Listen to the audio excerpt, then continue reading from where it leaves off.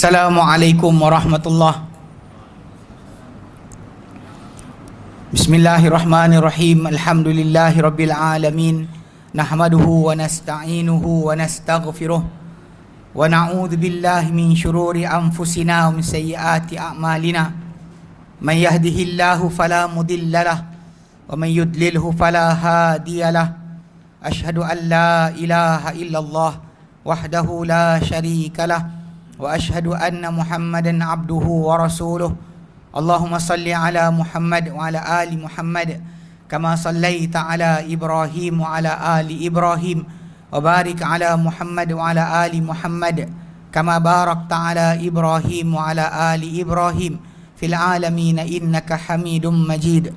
Rabbi shrah li sadri wa yassir li amri wahlul 'uqdatam min lisani yafqahu qawli, amma ba'd. Alhamdulillah, kita bersyukur kepada Allah Subhanahu Wa Taala kerana dapat kita berkumpul lagi. Buat sekian kalinya, kita pas 2 kali, 2 bulan tak dapat jumpa. Kebetulan bos musafir. Kita ada bos. Jadi bos musafir, kita tak boleh keluar. Jadi alhamdulillah kita dapat berjumpa balik, dan insya-Allah untuk menyambung tajuk kita itu berkenaan dengan mengikuti Nabi SAW di bawah skop 2 wahyu. Dan kali terakhir kita bincangkan, kita habiskan kaedah-kaedah penting dan ittiba'. Kita dah habiskan tajuk kaedah penting dan ittiba' daripada A sampai H. Yang terakhir kita bincang itu adalah berkenaan dengan apa maksud kepayahan tidak dimaksudkan dalam syariah. Maksudnya bila kita mengikuti Nabi SAW, menyusahkan diri itu bukan ajaran. Kalau kebetulan susah, itu tak ada masalah. Tapi kalau sengaja cari susah untuk konon dapat pahala lebih, itu bukan daripada ajaran ataupun ittiba' yang dimaksudkan dalam agama. Sebab agama Islam tak pernah datang dengan menyusahkan atau menyukarkan kita dalam beramal. Baik. Okey, hari ini insya-Allah kita sambung pada muka surat ke-12, kedudukan ittiba' dalam syariah. Jadi mungkin sebahagian perkara ini kita bincang kat sini secara detail, walaupun pada awal hari itu kita dah sebut sedikit bila berkaitan kita kata kedudukan ittiba' ni, dari segi asasnya kenapa mesti, bukannya kerana benda tu galakkan, tapi diwajib. Mengikuti Nabi SAW pada perkara yang Nabi wajibkan, wajiblah. Sebab itu yang kita tumpukan. Pada masalah benda-benda yang tidak diwajibkan, atau benda yang ada option untuk kita pilih mana satu yang kita nak, tak ada timbul masalah ittiba'. Tak kita tekankan atau kita kata orang tu tak ittiba', tak ikut Nabi. Kita kata pada benda yang wajib yang Nabi suruh kita dan Nabi larang kita, itu yang kita kata ittiba' tu adalah penting. Baik. Kedudukan ittiba' dan syariah. Ittiba' mendapat kedudukan yang agung dalam syariah Islam, dan itu dijelaskan melalui apa yang berikut. Mana ittiba' ini sebenarnya dekat sini penting. Dia menjadi satu perkara utama dalam agama. Sebab macam kita kata hari itu, dia adalah perasasian bagi syahadah kita Muhammad Rasulullah. Bila kita kata asyhadu an la ilaha illallah, itu satu part yang kita tak menyekutukan Allah Ta'ala, tak sembah selain Allah Ta'ala, tak harap selain Allah Ta'ala, itu adalah la ilaha illallah. Tak doa selain Allah Ta'ala, la ilaha illallah. Tapi dalam sudut berkenaan dengan macam mana kita mengabdikan diri Allah Ta'ala, maka mesti Muhammadun Rasulullah. Itu penzahiran dia melalui ittiba'.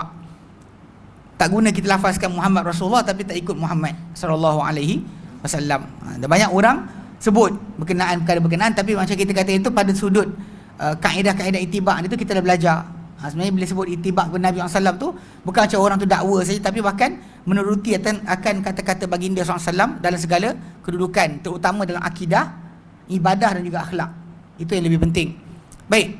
So dekat sini dalam syariah Islam, ittiba' ni ada mempunyai kedudukan yang besar. Sebab macam saya kata tadi, dia adalah penzahiran bagi Muhammadun Rasulullah. Kita syahadah tapi kita tak buat, ini masalah. Okey, pertama ittiba' adalah syarat bagi penerimaan ibadah. Ittiba' adalah syarat bagi penerimaan ibadah. Dan kita tekankan berkali-kali, ingat remind selama sangat cuti, ittiba' itu maksudnya ikut dengan dalil, ikut dengan bukti, bukan taklid. Taklid kita ikut tanpa sebarang bukti, itu taklid, meniru. Kenapa buat taklid? Tapi kalau kata bila ittiba', dia hilang pada masalah, bukan lagi taklid, dia adalah ikutan dengan dalil.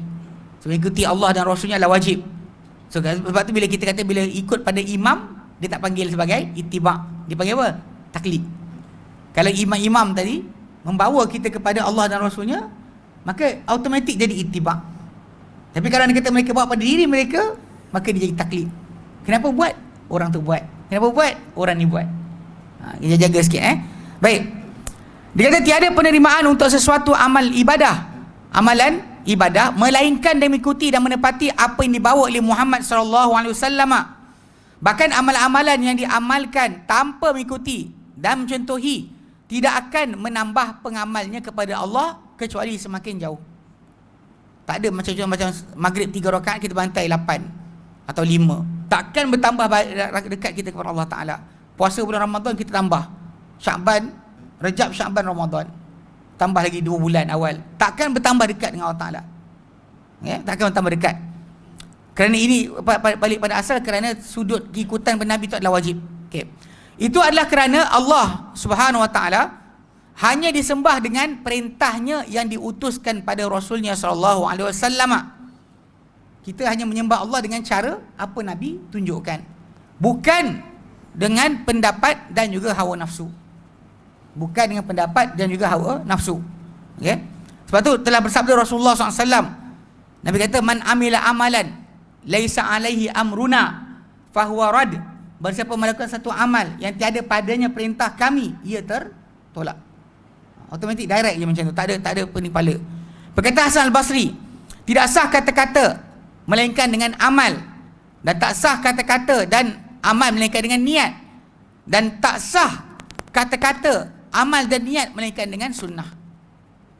Mana kata-kata perbuatan kita tak sah kecuali dengan niat, tapi kata-kata perbuatan kita, niat kita takkan sah kecuali dengan sunnah. Sebab kita mendekat diri kepada Allah Ta'ala dengan apa yang tunjuk oleh Nabi SAW. So Allah Ta'ala utuskan para Rasul untuk 2 kerja. Pertama, kenalkan manusia siapa Tuhan mereka. Kedua, ajar manusia cara untuk sembah Tuhan mereka. Apakah perkara yang Allah Ta'ala buat, Allah Ta'ala nak kita buat, dan kita akan disayangi. Dan apakah kalau kita buat, Allah Ta'ala murka dan Allah Ta'ala benci pada kita. So itu tugas Rasul. Rasul datang untuk mengajar kita perkara berkenaan. Kalau tidak, manusia akan fikirkan cara tersendiri. Cara solat lah, cara ibadat, macam-macam rupa keluar. Akan keluar dengan cara yang berbagai, sebab keluar daripada batasan wahyu. So ini adalah wahyu. Baik.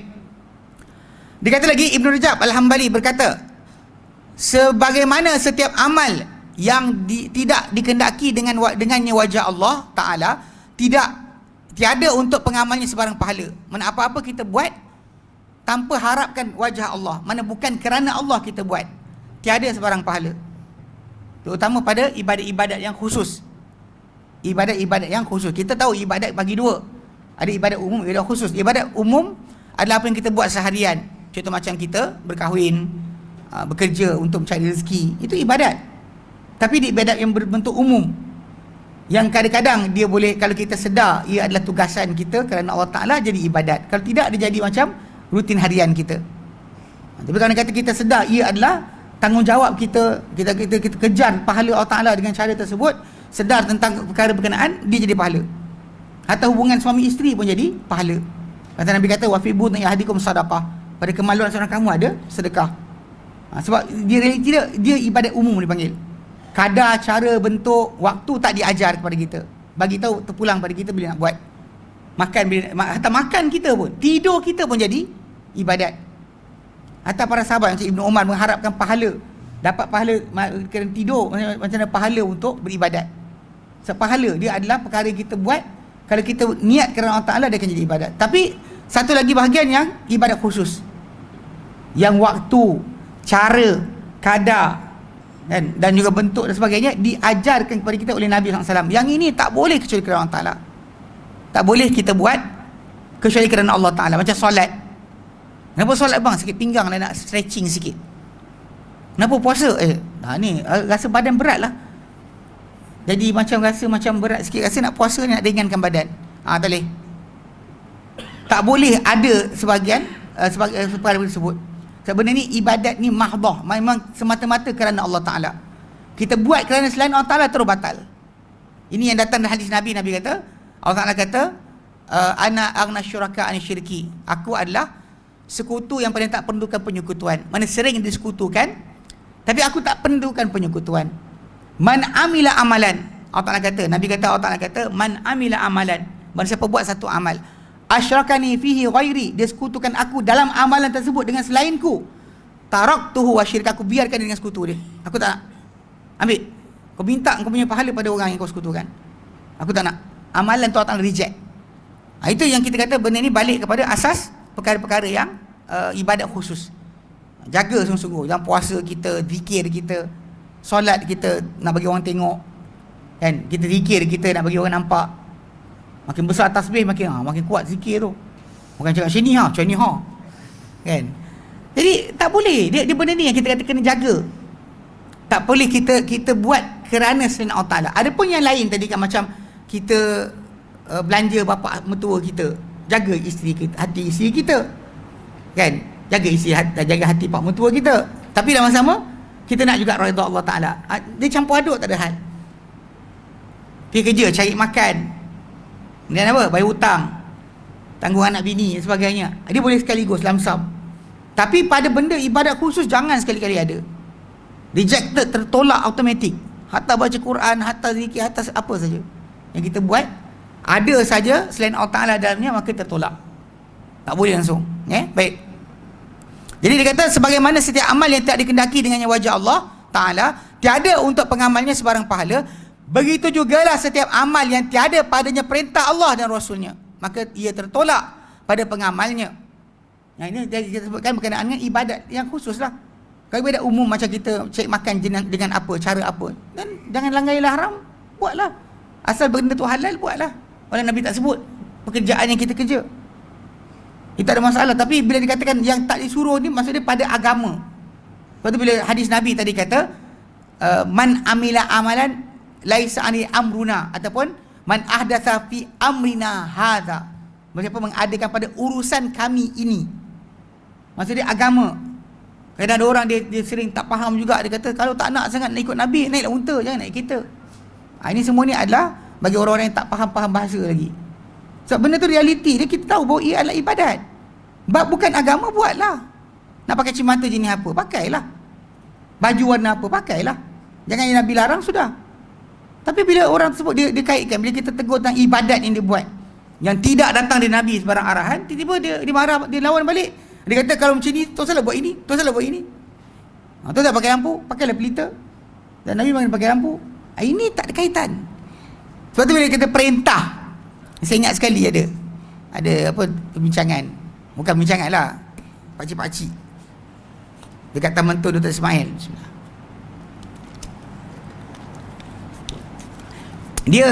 Kita ada waktu tu apa, Ustaz Ridwan Lajendra, kenal kot. Dia bagi syarahan dia dianjurkan oleh Yayasan Taklim. Tajuk dia amalan Hindu dalam masyarakat Islam. Amalan Hindu dalam masyarakat Islam. So dia ceritakanlah apa benda yang menjadi masyarakat Islam kita amalkan, tapi dalam Hindu, bukan dalam Islam asalnya. Hatta sampai sekarang pun tak ada dalil. Dalam Islam tak ada jumpa. Memang dalam Hindu ada. Jadi daripada cerita tu, audiens tu ramai. Ada orang tak puas hati sebenarnya. Time kita buka soal jawab, dia tak soal. Sebab takut kamera tangkap gambar, nanti malu. So dia tak ada. Dia lepas daripada habis kelas, diimpit Ustaz Ridwan. Lepas tu saya pun, waktu tu Tuan Haji Arif kata, tarik Ustaz pergi makan. Saya tarik lah. Dia nampak muka Ustaz berubah. Saya tanya lepas tu, kenapa muka berubah kan, macam ada apa? Dia kata salah seorang orang tua tu, actually Datuk, ni Datuk A, Datuk B. Dia kata apa? Dia kata bukan Nabi tahu semua benda. Ayat tu keluar. Ketika tu dia sangat marah, dia kata. Tapi waktu kat meja makan, bila kita letak ustaz kat meja lain, saya duduk kat meja pakcik dua orang tu, datuk dua orang tu. Tengah-tengah makan ni, dah buka nasi lemak nak makan, dia orang bimbel lagi. Popek-popek, cakap-cakap lagi. Oh no, tu lah, dia cakap yang tu. Kalau tu tak nak, tu saya pakai, kita pakailah unta. Saya pun kata kalau layan tak kenyang aku. Saya dah layan tak kenyang. Saya pun letak sudu, saya kata, Tuan Haji minta maaf. Tuan cakap apa tadi? Dia kata jangan inilah, kalau tu janganlah gini, janganlah itu. Pasal dia dah buat inovasi dalam agama. Contoh dalam penyelamatan orang mati. Orang dah mati, nak selamatkan macam mana? Kalau awak ada wahyu, awak buat. Tak ada wahyu, awak buat macam mana? Pada hari sekian kena kenduri, pada hari sekian bagi makan, kena buat ini, kena buat itu, sunat hadiah. Mak saya meninggal, saya buat juga. Dah orang pesan suruh buat. Sebelum lepas tanam kan, sebelum maghrib buat sunat hadiah. Macam-macam benda orang suruh buat ini, buat itu dan sebagainya. Jadi benda ni masalah ghaib. Kalau anda kata penyelamatan orang mati tadi, kalau Nabi tak ajar, macam mana awak boleh tahu cara lain? Yang Nabi ajar, doakan keampunan dia. Mungkin orang kita macam, takkan doa je cukup ke? Itu yang ayat keluar tu. Jadi orang tua tu, orang tu berpek lagi. Saya letak sudu, saya kata, Tuan Haji cakap apa tu? Dia kata, dia kata macam ni, dalam agama ni, contoh, bila Nabi kata pergi masjid, sunnah untuk pergi ke masjid, berulang alik ke masjid, ini adalah sunnah. Masalah Tuan Haji nak pergi cara apa? Terpulang. Nak naik kereta, boleh. Unta, boleh. Kuda, boleh. Keldai, boleh. Kau tak nak berjalan, kau golek-golek. Golek-golek lah. Jangan cedera, jangan susahkan orang sudah. Jangan cederakan diri, jangan susahkan orang. Golek. Kenapa Tuan Haji? Pergi masjid. Boleh je. Faham tak saya kata? Pasal Nabi tak kata, pergilah kamu ke masjid dengan. Nabi tak kata pun. Sebab tu tak ada perintah. Jadi awak datangkan dengan macam tu. Kenapa? Jadi saya macam, kita ni kan, memang panjang lah cerita saya duduk dengan diorang. Ada orang AJK masjid di sebelah saya, duduk salin. Jadi diorang bertekak dengan saya. Sepatutnya sekali kan, dia kata ustaz punya hujah sangat kuat. Tapi pihak satu lagi pun ada hujah juga. Saya kata, saya tahu hujah diorang apa. Apa dia? Kalau baik apa salahnya? Ustaz tahu. Kalau baik apa salahnya hujah dia. Astagfirullahalazim. Ini masalah, pasal tajuk dia bukan masalah baik pada akal. Pasal dia betul pada syarak. Itu yang dikenaki, betul pada syarak, bukan baik pada akal. Yang tak boleh kita kata macam tanpa tertolak pada pengamal. Setiap orang mengadakan dalam agama perkara yang tidak diizinkan oleh Allah dan Rasulnya, maka ia bukan dari agama sedikit pun. Tak boleh kita kata macam dikatakan oleh Imam Malik, apa yang bukan agama zaman para sahabat takkan jadi agama pada zaman kita. Ini realiti yang kadang-kadang masyarakat Islam kita ni masih lagi tak boleh pegang. Bila tak sahih daripada para sahabat perbuatan tertentu, macam ada orang kata tak apa, hadiahkan Fatihah kepada Nabi. Sebab dulu Ibnu Umar pernah lakukan umrah untuk Nabi SAW tanpa dipesan. Bila kita tanya mana sanad kisah Ibnu Umar ni, tak perlu sanad. Kerana Ibnu Syihab Az-Zuhri berkata, Ibnu Syihab Az-Zuhri dia ni tabi'in. Bila dia dengan Nabi jarak selang sahabat 1-2 orang je, memanglah boleh dia dengar daripada tabi'in lain boleh terima. Ini 600 lebih tahun, tiba-tiba orang tu kata Nabi telah bersabda, jangan tanya sanad. Mana boleh macam tu? Ini disiplin yang sangat rosak.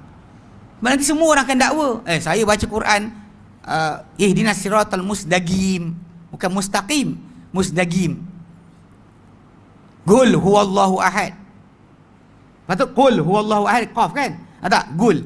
Qaf jadi ga. Kita tanya mana sanad? Tak perlu sanad sebab saya mimpi. Boleh? Rosaklah agama kita. Ni apa pasal tak tahu kenapa masyarakat Islam kita ni. Di tanah Arab, diorang ada masalah ni sebenarnya beberapa tahun lepas. Dipanggil Hanabilah Judud. Hanabilah Judud ni kumpulan yang mengaku mazhab Hambali, tapi dia ambil golongan mutaakhirin mazhab Hambali yang berpegang dengan ilmu kalam. Ahli sufi ilmu kalam, ini dia ambil untuk dikembang-kembangkan kata-katanya. Kita kat Malaysia macam tu juga sekarang ni. Ada gerakan dipanggil Syafi'iyah Judud.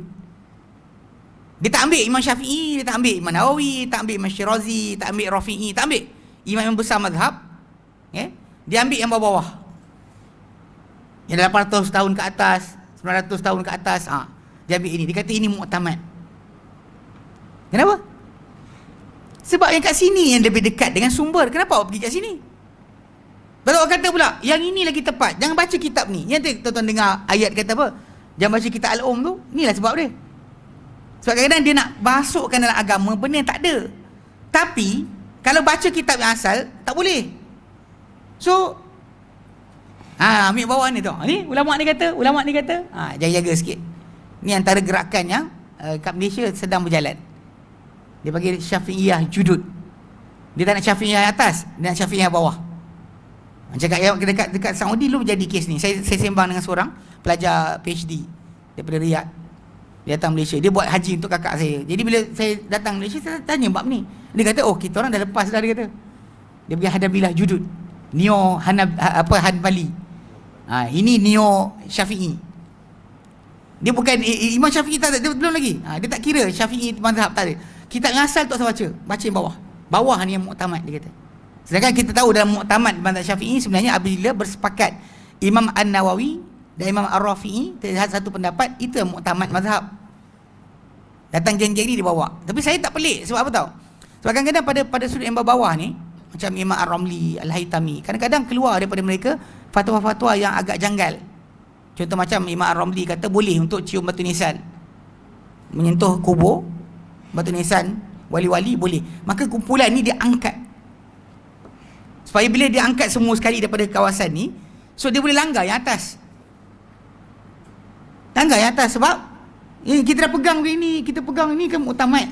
So last sekali cium batu nisan, tak haram. Tak haram. Dia kenapa? Ini makruh je. Imam Al-Haytami, Ibn Hajar Al-Haytami kata makruh. Ar-Ramli kata mustahab. Jenuh kita. Ni dia jaga sikit. Sebab balik pada asal, bila nak balik pada para sahabat, kita nak amal tadi, kita tengok para sahabat. Jumpa. Kalau ada agama pada situ, adalah agama pada zaman kita. Kalau tak ada pada zaman mereka, macam mana ada pada zaman kita? Terpelik. Allah Allah. Tapi benda ni yang saya takut bimbang. Betul, orang sering kata hormat ulama'. Saya kata betul, hormat ulama'. Tapi ulama' pertama kita kena hormat adalah para sahabat Nabi SAW. Kemudian anak-anak murid mereka, para tabi'in. Kemudian tabi'in yang akan turun lepas tu kepada imam-imam 4 mazhab. Oh betul. Jika tidak awak ambil hormat ulama' saja, semua orang akan ada kata-kata janggal. Kita tak kata semua orang tu berniat jahat. Tapi orang, semua manusia ni memang ada yang dia punya kesilapan, tersasul lidah, tersilap cakap. Dia tak maksum. Yang maksum adalah Nabi. Yang maksum adalah kesepakatan para sahabat. Jaga sikit bang ni. Baik. Okey. Kedua, ittiba' adalah salah satu dua asas Islam yang utama.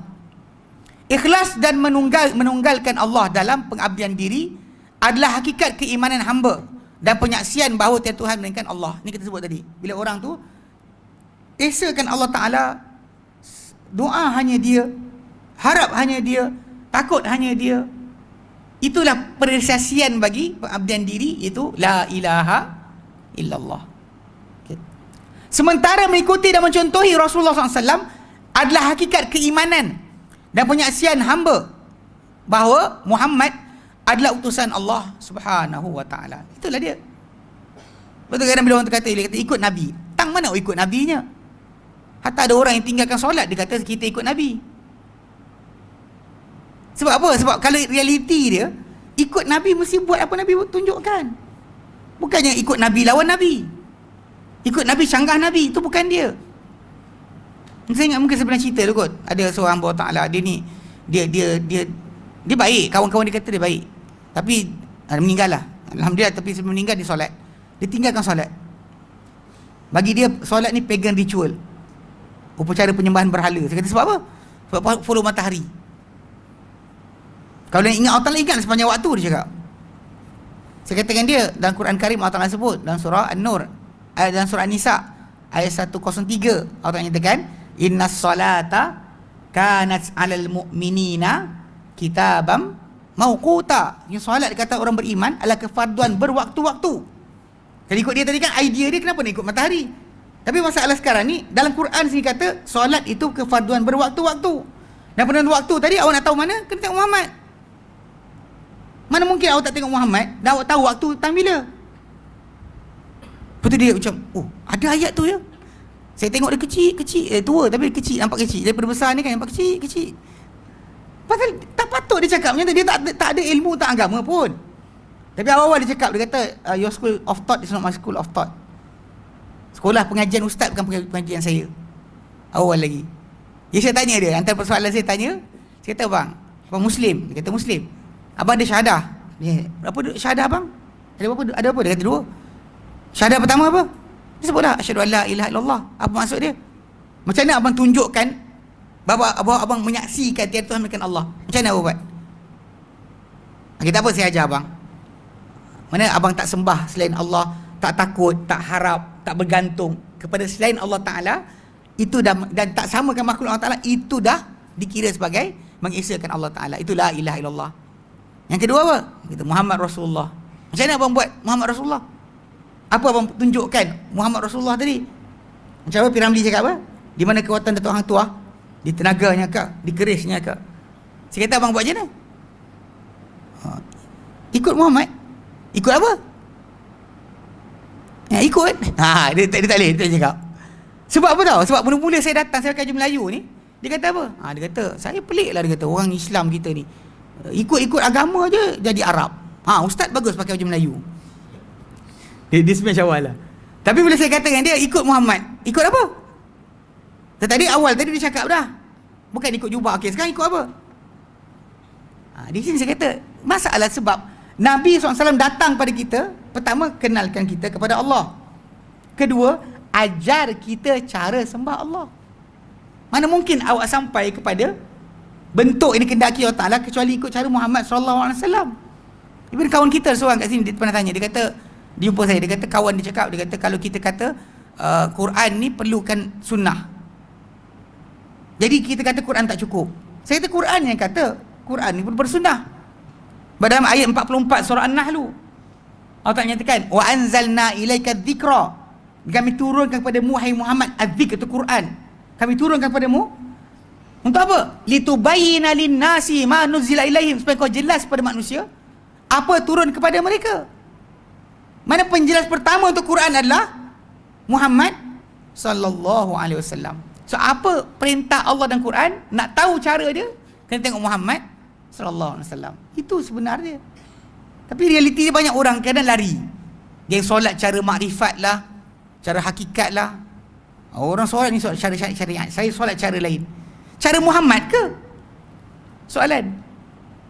Kalau cara Muhammad, dia awak kena tunjukkan di mana Muhammad SAW solat macam tu. Tu realiti yang kadang-kadang banyak gagal dekat situ lah. Sebab kita kata bila kita buat, kita belajar solat kan, tangan kita duduk mana, tangan kita duduk mana kan, ketika takbir Ratul Ihram, ketika qiyam, semua datang dengan sunnah, datang dengan hadis tentang perbuatan Nabi Muhammad sallallahu alaihi wasallam untuk itu. Jadi kita tak ada sebarang kekeliruan tentang ibadat kita.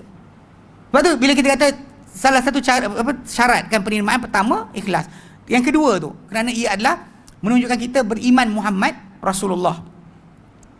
Tidak terrealisasi keislaman seseorang hamba yang tidak diterima dan tidak diterima daripadanya kata-kata, tidak juga amal, tidak juga kepercayaan. Mereka apabila dia merealisasikan dua asas ini, iaitu ikhlas dan juga ittiba'. Ikhlas kerana Allah dan juga ittiba' kepada Nabi SAW. Dan mendatangkan kemestian-kemestiannya. Apa iringan-iringannya? Mana kita kata kita ittiba' Nabi, ikut dengan semua sekali lah. Waktunya, caranya, bentuknya, semua sekali. Bukan hanya setakat cakap. Semua orang kata, kan convention sunnah. Semua orang nak buat convention sunnah. Yang ahli bid'ah pun buat convention sunnah juga. Bukan, dia buat apa? Carnival sunnah. Apa sunnahnya? Tanya soalan, apa sunnahnya? Qasidah. Qasidah bukan sunnah.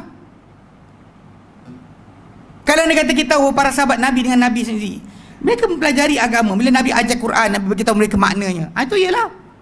Tapi buat macam tu, macam datang masjid biasa pula. So apa lebihnya panggil convention sunnah? Apa nama? Carnival sunnah tadi. Itulah dia. Bergendang. Kalau kena datang kumpulan tertentu, menari terus lah. Dia tengok grup mana. Ada grup sopan sikit, mulut kepala goyang-goyang, badan gerak-gerak. Ada separuh grup berbangun lompat-lompat nanti. Ni kena tengok kumpulan mana. Dia orang takut juga ajak game bukan-bukan. Tengah-tengah qasidah dia nak share. Tunggu, jangan salah bawa. Awak bawa salah orang, tengoklah. Yang saya ingat dulu zaman dulu, zaman satu peringkat dulu.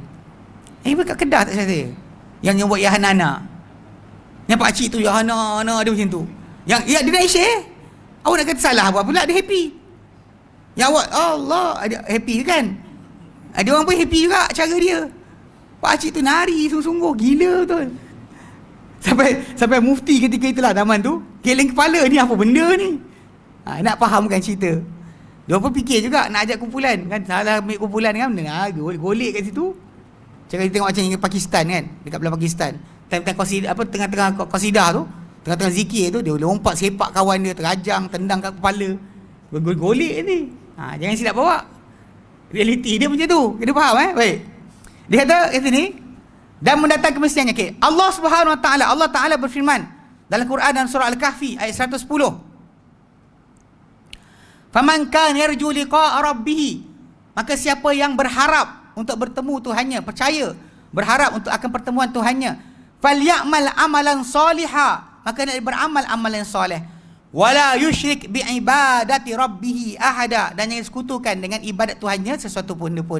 Berkata Ibn Taimiyah rahimahullah menjelaskan ayat ini, secara keseluruhan kita mempunyai dua asas yang agung. Salah satu dari keduanya adalah jangan kita menyembah selain Allah. Jangan sembah selain Allah Ta'ala. Itu pertama. Ini basic pertama. Jangan sembah selain Allah. Kedua, jangan kita menyembahnya kecuali dengan apa yang disyariatkan. Jangan sembah Allah Ta'ala kecuali dengan cara yang dia syariatkan kita. Ini dua basic. Sembah hanya Allah. Sembah Allah hanya dengan cara disyariatkan.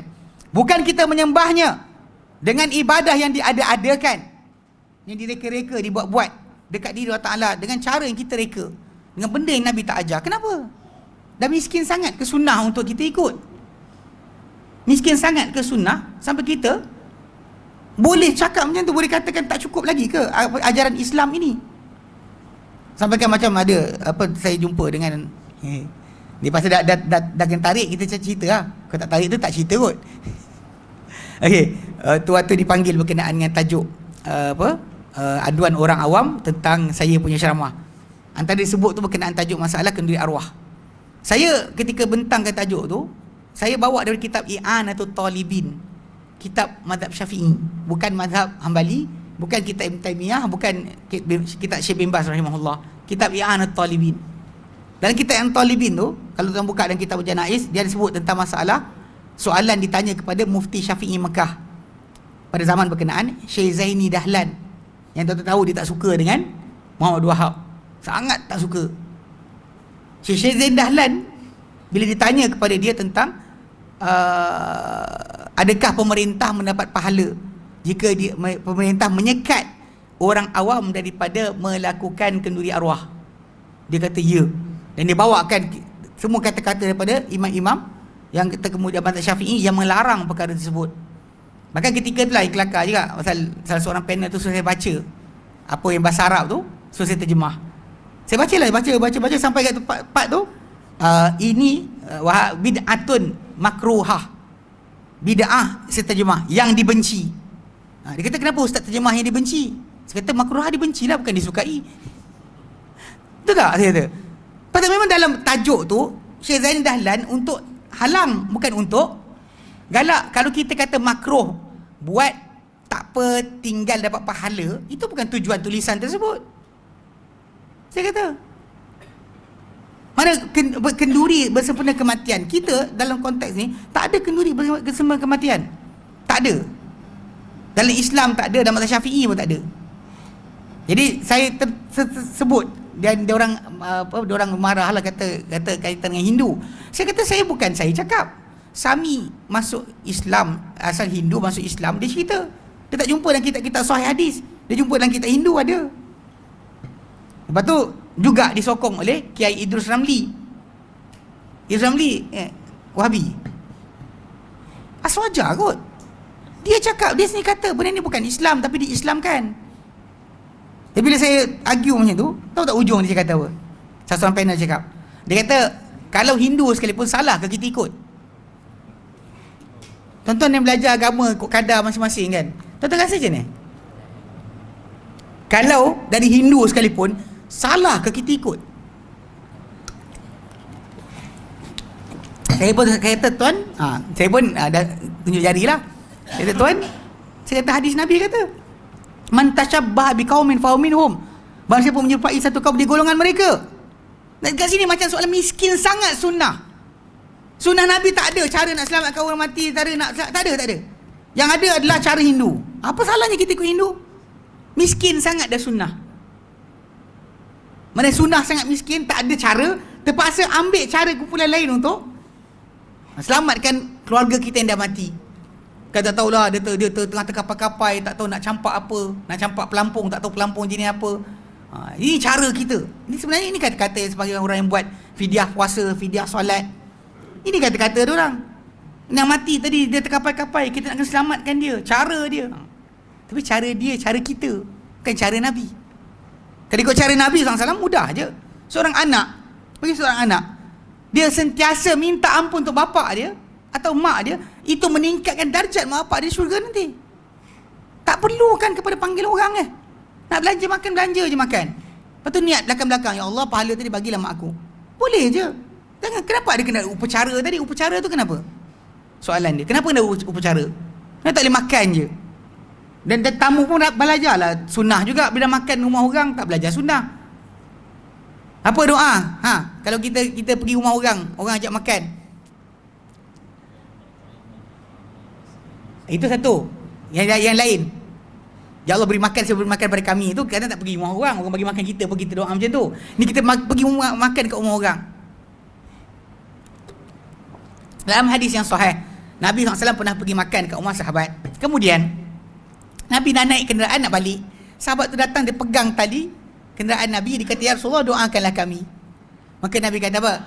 Allahumma gfir lahu, Allahumma barik lahum fima razaqtahum.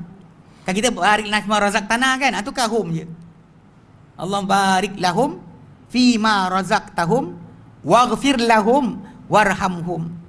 Ya Allah, berkatilah mereka pada apa kau rezekikan mereka, itu tuan rumah ni, dan ya Allah ampunkanlah mereka dan rahmatilah mereka, belas kasihanlah kepada mereka. Ini antara doa yang kita kata sunnah, yang patutnya kita, kadang-kadang kita nak ni kan, print atas kertas, bagi semua, tolong baca ya. Berkahwin ni tak atas meja, boleh baca, kadang kita pun tak tahu benda entah. Jadi kadang-kadang ketidaktahuan sunnah ni macam seolah-olah miskin sunnah untuk kita selamatkan. Macam tadi kes bapak kita, dalam hadis Musnad Ahmad, seorang lelaki masuk syurga, dapat syurga yang dia terkejut, syurga dia dapat melebihi daripada apa amal dia. Kita fahamlah amal kita buat apa kita solat banyak mana, Quran banyak mana kita baca, zikir, hari lalai kita banyak mana, tengok TV kita, main-main gurau kita. Okey, kita tahu. Jadi lelaki ni dia terkejut syurga dapat melampaui daripada amal yang dia buat. Lalu dia pun kata, ya Rabb anna li hadha, wahai Tuhan aku dapat mana ni? Anna li hadha, dapat mana ni? Maka dijawab kepada dia, bistighfari waladika laka, kerana minta ampunnya anak engkau untuk engkau. Minta ampunnya anak engkau untuk engkau, itu yang kau dapat. So realiti dia, kalau kita sekarang ni semua orang boleh buat, tapi panggil Pak Imam lah lagi doa selamat, untuk abah mana ke masjid. Awak boleh buat sendiri kot. Bagi makan sedekah lah, jangan ada upacara tadi. Tak diperlukan upacara tersebut. Kan lama pula lah, kena Pak Imam pula dapat lah sampul tebal, lama pula doa. Kita nak makan tadi, nampak benda depan mata kita, tunggu tak habis-habis. Bila Pak Imam, panjang pula. Saya kena ingat sekali, waktu kakak saya meninggal, saya tak perasan. Bab lain saya dapat jaga, tak dekat apa dalam masjid, time solat saya halang, dia nak berdiri saya halang, saya tarik. Sampai dekat kubur, saya cakap dengan dia, pasal talqin tu khilaf. Tahlil saya kata yang buat. Dia bantai tak buat tahlil, dia baca surah Al-Insan. Tengah panas terik itu, kita tunggu lama bila nak habis pakcik ni. Hal ata al-insan, dia baca sampai habis. Kita dah sekat sini dah. Dia start baca, takkan kita nak sekat pakcik tua pun. Imam tua, imam muda lain. Imam muda zaman sekarang kata pergi dekat belah Kuala Lumpur, Selangor, dia orang akan bagi tazkirah berdiri, tak duduk dah. Alhamdulillah dah mula faham tazkirah dengan berdiri je. Walaupun dia sebut talqin pun dia sebut dalam keadaan berdiri, dia tak duduk. Ada orang tu kata nak bentang tikar, tak payah. Dia cakap berdiri. Ini imam tua letih, dia duduk. La ilaha illallah, dia bukan sekat talqin, dia bantai baca surah Insan. Kita tunggu bila nak habis. Kalau dia bantai surah Baqarah, jenuh kita. Tak, realiti dia ini kita kata masalah tadi. Sebab balik pada asal agama ni mudah. Dan ulang balik, sunnah Nabi tidak pernah miskin daripada penyelesaian. Sampaikan kita terpaksa cari penyelesaian daripada agama lain, ajaran lain untuk pakai ke dalam Islam ni. Apa lagi kata, kalau dalam Hindu sekalipun, salah ke kita ikut? Saya cakap, tak apalah, tak dapat pun tak apa, tarik pun tak kisah. Kan? Dia reti dia pasal, ya, kita dengar sendiri mulut dia cakap itu. Nak apa kita harap? Awak harap apa daripada orang macam tu? Baik. Okey, jadi dia kata dua asas ini adalah pentahkikan penyaksian bahawa Tuhan melainkan Allah dan bahawa Muhammad adalah utusan Allah Taala. Dua-dua. Mana pada sudut la ilaha illallah tadi dan pada ibadah tadi. Buat kita sembah hanya Allah dan kita sembah Allah dengan hanya cara yang disyariatkan. Itulah perrealisasian bagi syahadah kita. Berkata Ibn Qayyim Al-Jauziyah rahimahullah, tiadalah seorang hamba merealisasikan iyyaka na'budu, tidak merealisasikan seorang hamba iyyaka na'budu dan surah Fatihah melainkan dengan dua asas besar. Apa dia? Salah satu antaranya mengikuti Rasul SAW, dan yang kedua adalah ikhlas kerana yang disembah. Ikhlas kerana Allah sahaja. Kemudian yang pertama itu adalah yang ditekankan, mestilah apa? Mengikuti Rasul SAW dalam cara penyembahan, pengabdian diri kita, kan, jumlah rakaat solat kita, zikir kita, istighfar kita, semua sekali benda tu semua dengan kadar yang jelas. Okay?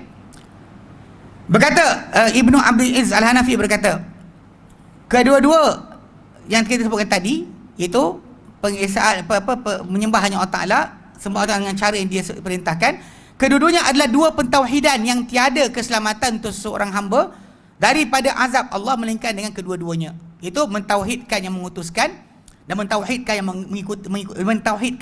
mengikuti Rasul SAW. Maksudnya menunggalkan yang mengutuskan, itu Allah, dan menunggalkan utusan Allah Ta'ala untuk diikuti. Tunggalkan dia. Kadang-kadang banyak orang sebut sayang Rasul, cinta Rasul, tapi kadang bohong. Sayang Rasul ikut Tok Guru, sayang Rasul ikut Ustaz, sayang Rasul ikut Habib. Macam mana? Sayang Rasul, cinta Rasul, tak ada siapa mengatasi Rasul, barulah betul.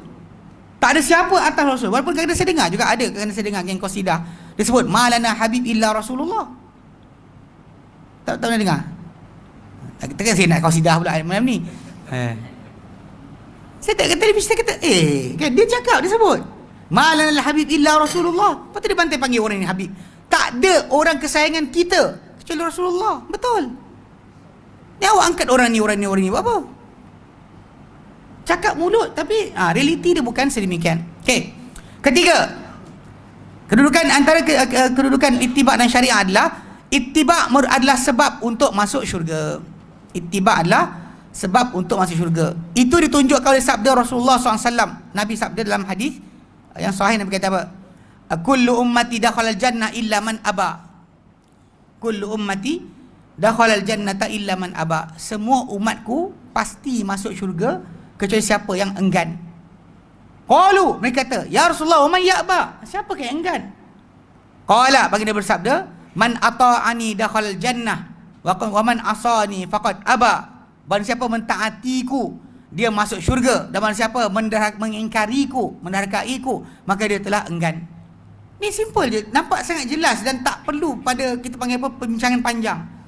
Baca saja kita dah faham dah. Memang ikut Nabi itu adalah satu kemestian. Tapi banyak orang ya, kita kata tadi cakap-cakap tapi tidak buat. Ibnu Abbas radhiyallahu anhu berkata mengenai firman Allah Taala dalam surah Ali Imran 106, yauma tabyaddu wujuh wa taswaddu wujuh, hari di mana wajah menjadi putih berseri dan ada yang menjadi hitam legam. Apa yang jadi pada hari tersebut? Okey, berkata Ibnu Abbas radhiyallahu anhu, adapun orang-orang yang putih wajah mereka adalah ahli sunnah wal jamaah dan orang-orang yang diberikan ilmu, sementara orang-orang yang wajah hitam adalah mereka itu adalah ahli bid'ah dan kesesatan. Yang disebut oleh Ibnu Abbas radhiyallahu anhu, ahli sunnah mereka akan putih wajah dan juga berseri. Ahli bid'ah, kesesatan, akan hitam legam wajahnya.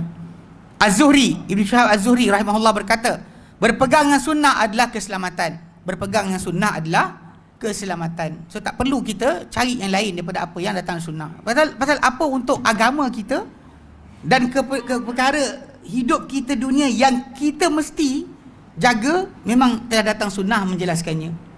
So Islam ni kita tahu bukan hanya dalam masjid.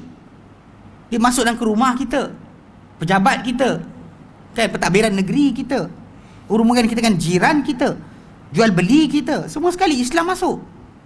So, jadi mana-mana yang perkara yang perlu, maka Islam masuk. Mana yang tak perlu ditinggalkan, itu terpulang pada kita. Tapi kadang kata yang diperlukan, semua telah cukup. Ulang balik, sunnah tak pernah miskin daripada panduan. Sunnah tak pernah miskin. Orang ramai akan kata inilah sebagainya. Tengok sunnah Nabi dah ada dah. Kadang ada baru ni. Tak tahulah kalau ada dekat sini pengamal amalan apa? Campi orang, saya beritahu siap lah, jangan marah. Ada kawan apa, kira jemaah Al-Khadim yang lama, dia datang sakit-sakit badan. Kemudian dia kata jumpa orang ni pun bagilah, suruh baca inilah, baca ayat ni, baca ayat itu. Okey. Sambung lepas Isyak. Allahu a'lam. Lepas Isyak kita sambung. Nanti cerita balik kisah jemaah tadi. Tadi ada kaitan dengan tajuk ni. Macam mana kita tahu sunnah Nabi tu orang tu beramal ke tidak? Sebab dia bagi panduan pada orang tu bukan yang Nabi ajar. Okey, wallahu a'lam. Wa sallallahu ala Muhammadin. Alhamdulillahil alamin. Subhanallah hamdi syalla anta astaghfiruka wa atubu ilaik. Assalamualaikum warahmatullahi wabarakatuh.